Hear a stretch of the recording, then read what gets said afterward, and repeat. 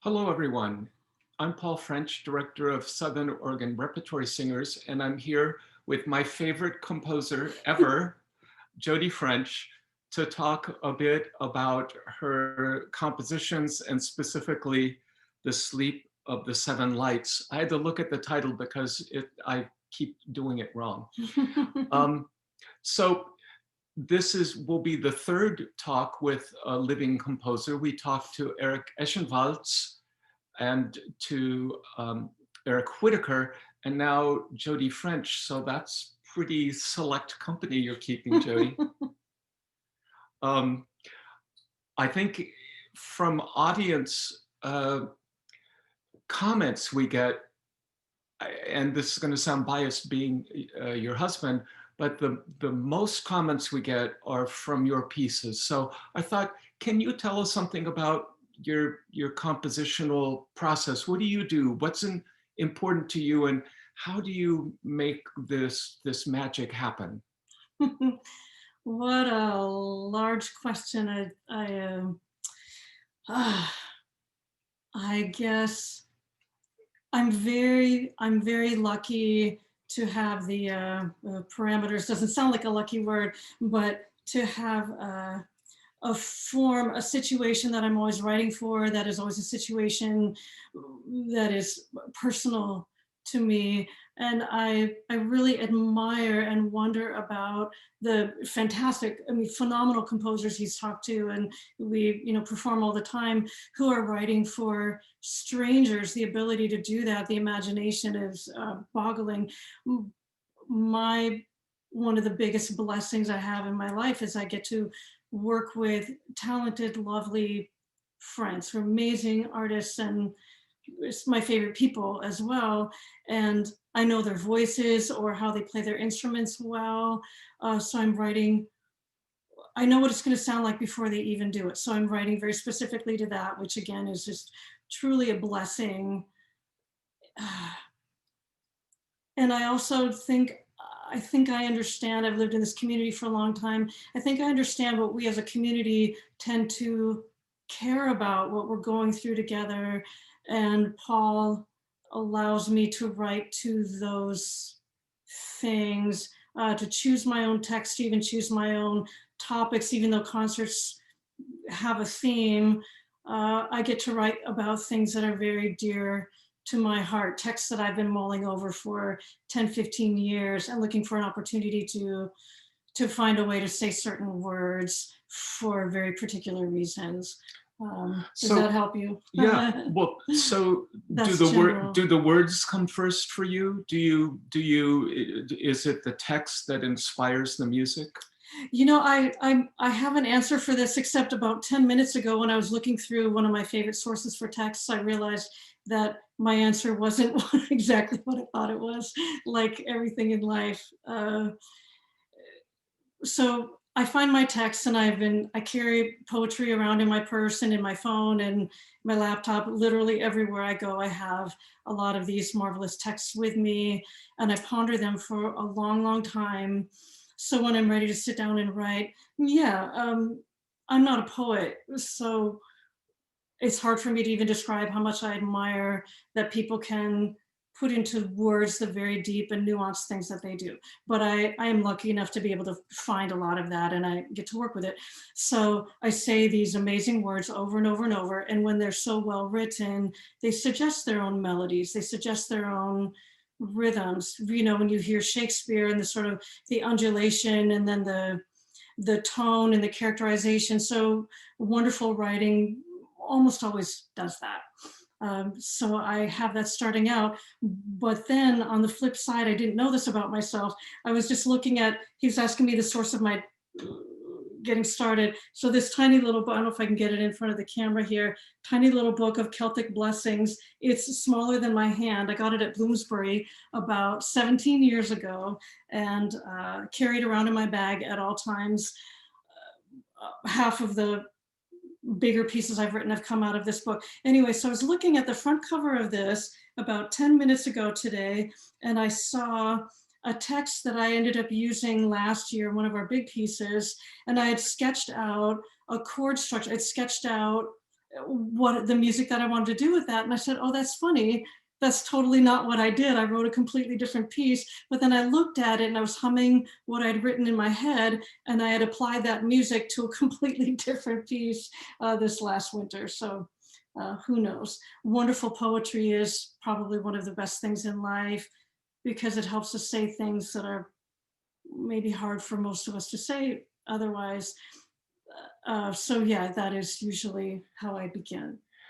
You know, as you were saying that, I was remembering when Morton Lordson was here, he talked about when he's setting poetry, he carries the text around with him and he says it over and over. Yeah. And in the saying it, that themes and music starts to happen. So that's similar. The other similarity, as you were talking there, is when Eric Whitacre said that he sometimes sketches out, organizes the emotional content of the piece. That was amazing. Yeah. That was amazing. But you were talking about there is even more specific, that here's this chord progression, and I'm going to work something into this chord progression.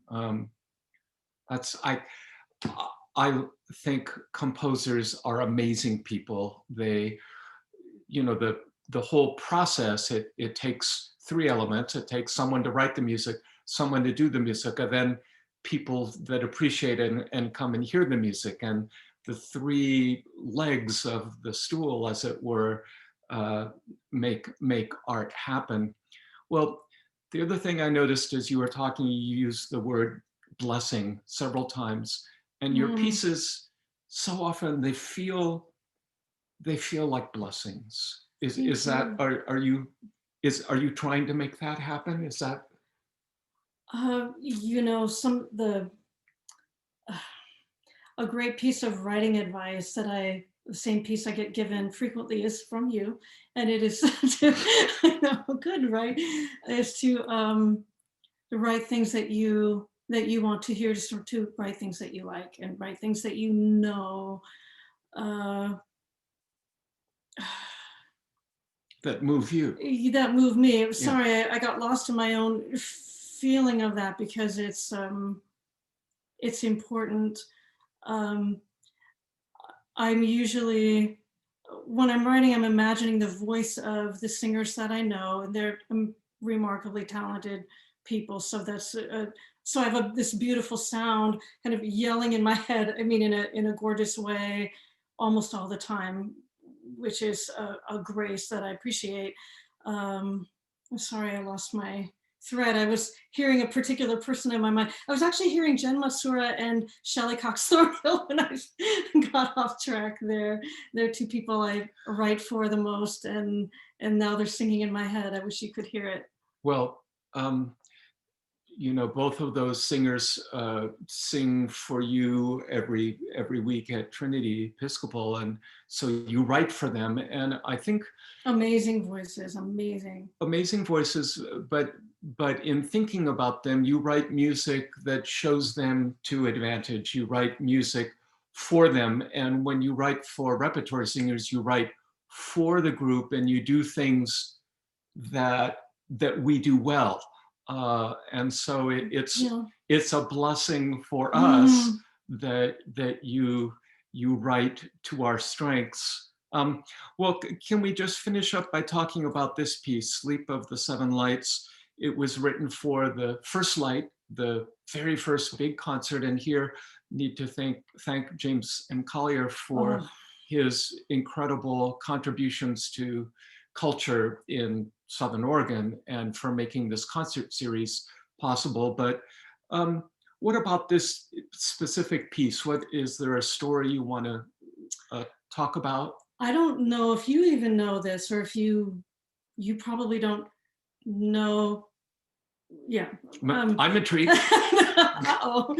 I'm laughing just because it sounds like we would have talked about all these things over the years, but we're working, we're busy, we're making music, and not everything. Although I'm laughing at that, but the story is not a funny story. It's a very dear friend of ours lost his or her spouse suddenly, and now you know who I'm talking about. Um, Many years ago, was someone who was so, both of those people were so deeply, deeply loved by the community. The entire community was shattered. And I wanted to do something personal for our friend. And actually, I was so heartbroken at the time that I wasn't even able to write this piece, but it was when I found the text because I was trying to begin. Um, it's in one define ancient when you're talking poetry is probably not ancient, but very, very, very old, traditional Irish blessing for someone who has just passed, wishing them safe passage to a place that is beautiful and perfect and comfortable.